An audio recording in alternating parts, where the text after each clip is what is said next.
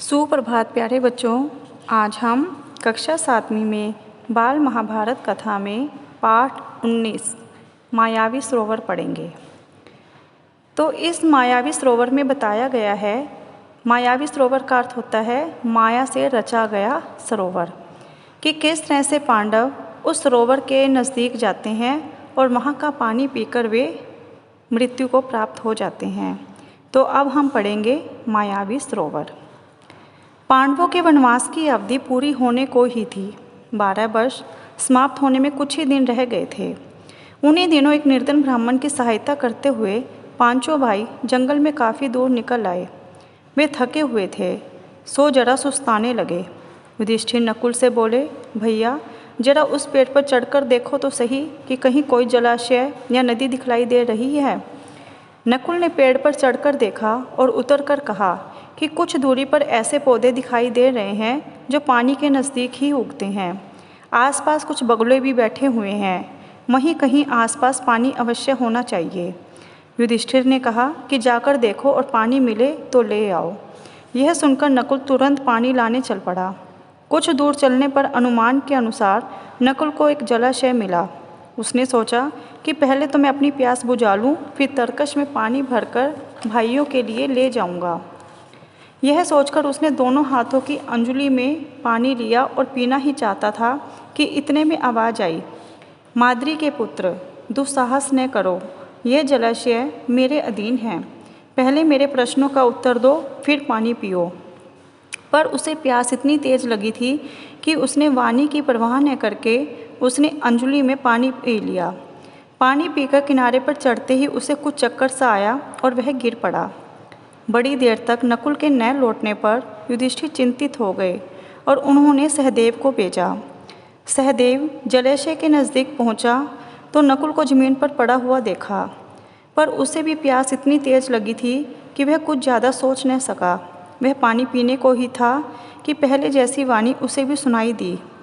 उसने भी वाणी की चेतावनी पर ध्यान न देते हुए पानी पी लिया और किनारे पर चढ़ते चढ़ते वह अचेत होकर नकुल के पास ही गिर पड़ा।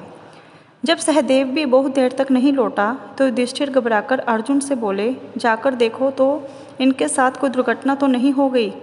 अर्जुन बड़ी तेजी से चला। तालाब के किनारे पर दोनों भाइयों को उसने मृत पड़े हुए देखा तो वह चौंक उठा। वह नहीं समझ पाया कि इनकी मृत्यु का क्या कारण है। यह सोचते हुए अर्जुन भी पानी पीने के लिए जलाशय में उतरा कि तभी उसे भी वही वाणी सुनाई दी, अर्जुन मेरे प्रश्न का उत्तर देने के बाद ही प्यास बुझा सकते हो। यह तालाब मेरा है, मेरी बात नहीं मानोगे तो तुम्हारी भी वही गति होगी जो तुम्हारे दो भाइयों की हुई है। अर्जुन यह सुनकर गुस्से से भर गया। उसने बाण छोड़ने शुरू कर दिए। जिधर से आवाज़ सुनाई दी थी उसी ओर निशाना लगाकर वह तीर चलाता रहा, किंतु उन बाणों का कोई असर नहीं हुआ। अपने बाणों को बेकार होते देखकर अर्जुन के क्रोध की सीमा न रही। उसने सोचा, पहले अपनी प्यास तो बुझा ही लूँ, फिर लड़ लिया जाएगा। यह सोचकर अर्जुन ने जलाशय में उतरकर पानी पी लिया और किनारे आते आते चारों खाने चित होकर गिर पड़ा। उधर बाट जोते जोते युधिष्ठिर बड़े व्याकुल हो उठे। भीमसेन से चिंतित स्वर में बोले, भैया भीमसेन, देखो तो अर्जुन भी नहीं लौटा। जरा तुम ही जाकर तलाश करो कि तीनों भाइयों को क्या हो गया है। युधिष्ठिर की आज्ञा मानकर भीमसेन तेजी से जलाशय की ओर बढ़ा। तालाब के किनारे पर देखा कि तीनों भाई मरे से पड़े हुए हैं। सोचा, यह किसी यक्ष की करतूत मालूम होती है। जरा पानी पी लूँ, फिर देखता हूँ। यह सोचकर भीमसेन तालाब में उतरना ही चाहता था कि फिर वही आवाज़ आई, मुझे रोकने वाला तू कौन है।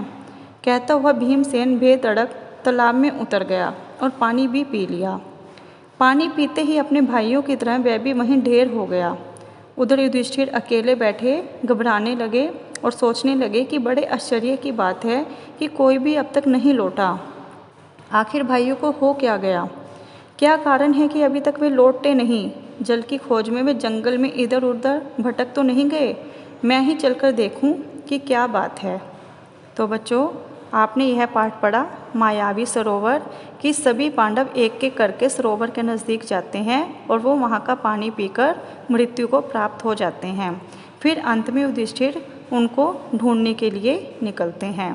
तो बच्चों, सभी बच्चे इसके अभ्यास कार्य पत्रिका को ध्यानपूर्वक करेंगे। धन्यवाद।